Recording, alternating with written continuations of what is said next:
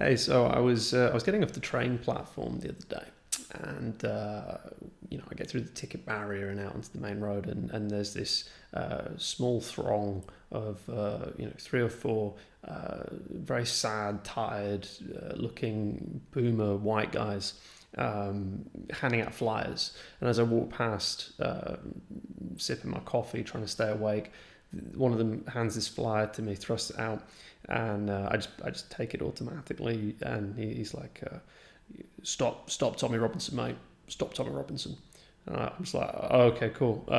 So I just keep walking, and I look down at this flyer in my hand, and I read it as I'm walking home, and it's great. So it's handed out by Stand Up to Racism, which I can talk a bit more about, but in a minute. But so it's basically saying, "Stop fascist Tommy Robinson. Use your vote in European Parliament elections on Thursday, 23rd of May, to stop Tommy Robinson.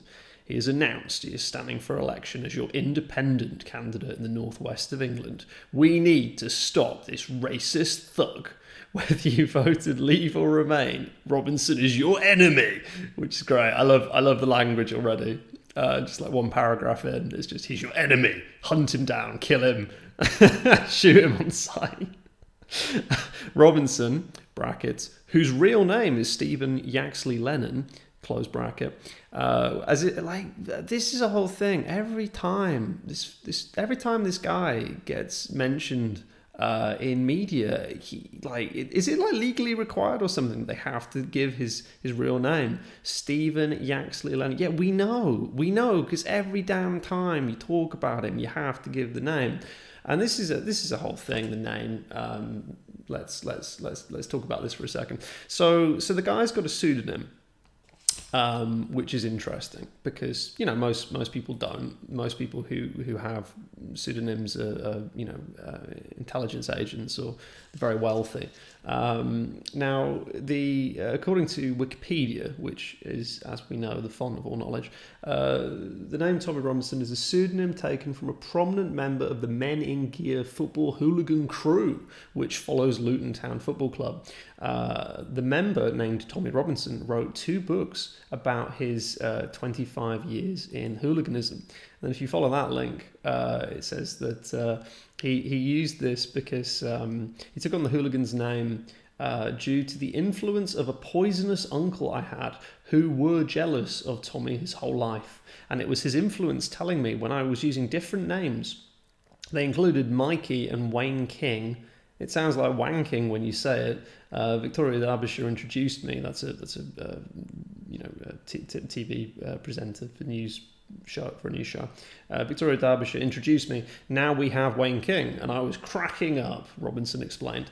He was like, use Tommy Robinson. It will get all the heat on him. So that's kind of an odd one. So you got this kind of football hooligan group, the MIG crew. One of their members is called Tommy Robinson. This guy then writes books about 25 years in football violence, which I assume is real and not just some sort of fiction that's been invented.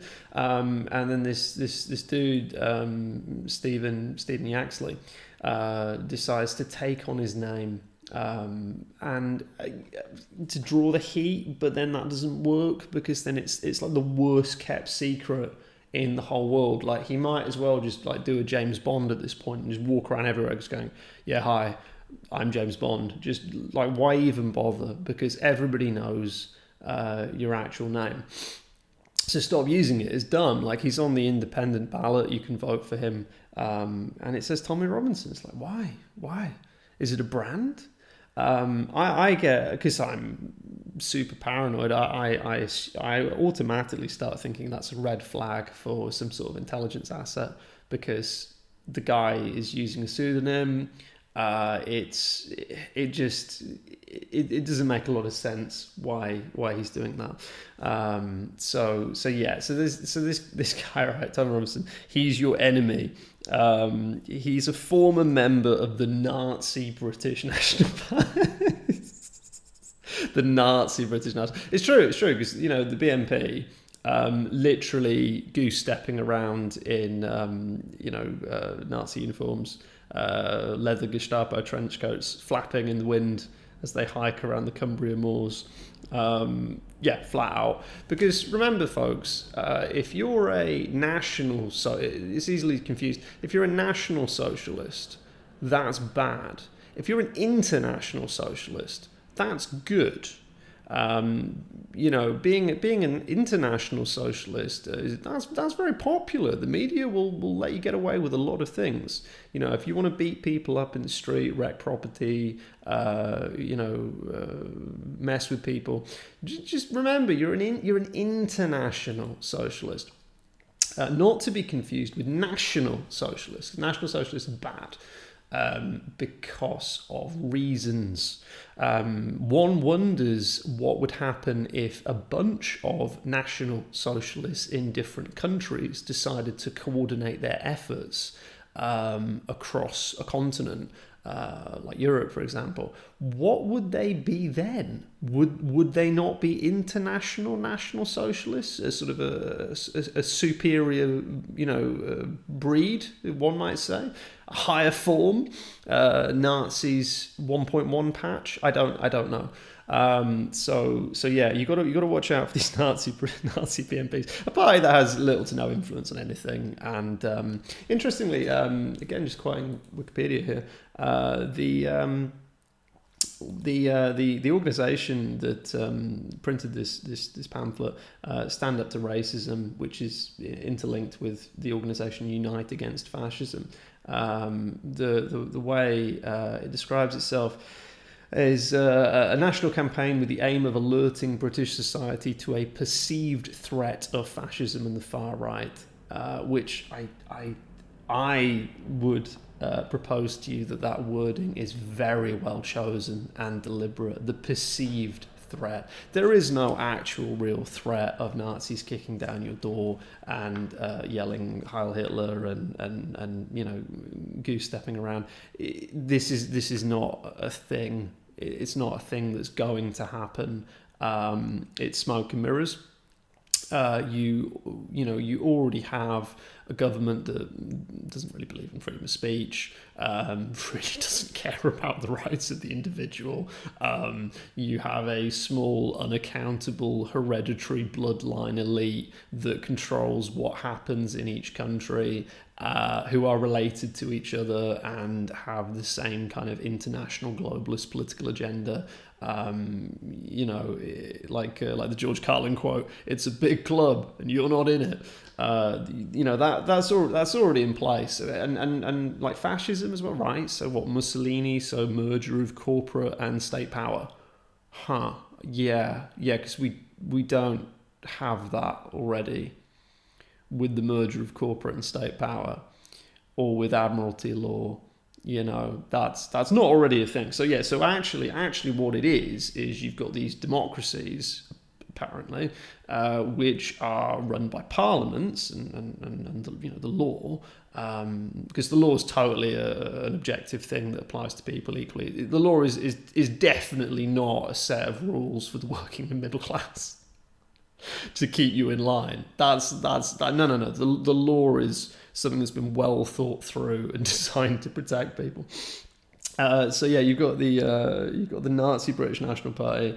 This is a fear-mongering pamphlet from Unite Against Fascism / Stand Up to Racism to scare people into thinking that there's this kind of hidden threat of Nazis hiding under the bed, who are going to grab your ankles before you go to bed and draw swastikas on your feet with biro. It continues. He's also the former leader of the Violent English Defence League. He's done his best to scapegoat Muslims and stir up hatred and division his whole political life. Because that's totally reasonable. If you if you have massive social and political tensions from having a Muslim population in your country, and some of that population I don't know, rape and torture thousands of young white girls for a couple of decades, and it gets swept under the rug by the state, then yeah, you know, you just scapegoating there. They didn't do nothing. He's also an inspiration for the far right terrorist Anders Breivik, who apparently killed 77 people in Norway. There was that guy Darren Osborne, the terrorist who attacked Finsbury Park Mosque and killed a man. That guy drove a van into a bus stop, I think this was. He ran over a Sikh, I think. It's very unfortunate. Who's brainwashed by Robinson's propaganda. According to Osborne's partner Sarah Andrews, Robinson claims to be a working class hero, but this is a myth. He has always been funded by the wealthy and the international far right. People like banker Alan Lake and Alex Jones, founder of the InfoWars website. No, don't. Oh, come on. Not Alex Jones. Look, come on. The water cooler merchant, he's just trying to sell. He's just trying to sell his water coolers. Like he's not far right. Come on. Like Alex Jones is an absolute legend, living meme. You know, the guy swims rivers and eats steak and you know, screams into a microphone for like 18 hours straight. He's not far right. How is Alex Jones far right? Robinson is a convicted fraudster. I think this is referring to some sort of mortgage fraud thing he was involved in, which I don't really know a lot about because it's a bit thin on the ground. I should probably have Googled it more. He's tried to make a name for himself by using the issue of sensitive child grooming trials. Well, no, he's basically reported on massive social tensions and issues in England, a fracturing and destroying society because of trying to make foxes and chickens live next to each other in the same space, and then going, hey, look, you know, some of the foxes are eating some of the chickens when the farmer's not around to keep a close eye on them, and then the farmer just shrugging and going, that's racist. So, you know, I think, like, fair shout out to him for pointing that out. If you don't like that, are you saying it didn't happen? Are you saying that there isn't a problem? I think the lefties think that there isn't actually a problem. Everything's, in their worldview, everything's fine. And that would be a good video, actually, just to try and sum up the world from their cosmology. That would be a good one, actually. I need to do that. They think that everything's fine, there's no problems, and it's just him causing a stink. In Leeds, caring nothing for the victims, his antics and attempts at self-promotion could have led to the abandonment of a highly sensitive case. He still faces possible prison for contempt of court. Nobody should be fooled. Robinson is a violent racist who cares nothing for ordinary people, but everything about getting his name in the news. Because, he's a personality, and he's, quite frankly, he's not going to get a job, is he, now? He's not going to get to work at Greggs or Timpson's. You know, if you're hiring him, and he tries to get a job at, you know, at Boots or something, they're gonna tell him to sling his hook. Get out of here, Yaxley. You're not wanted. So he kind of has to do this now. He is out to create the kind of violent far right street movement we've seen developing in mainland Europe. That's hilarious. The day that I see large groups of organised, highly funded, placard-wearing right-wingers marching for their own national self-interest to the same extent as what we see from Antifa types is the day I probably feel a lot safer. He takes his inspiration from the likes of US President Donald Trump and has attended far-right rallies and gatherings across the European states. Right, okay, so they're linking him to Trump because apparently Trump's a fascist as well.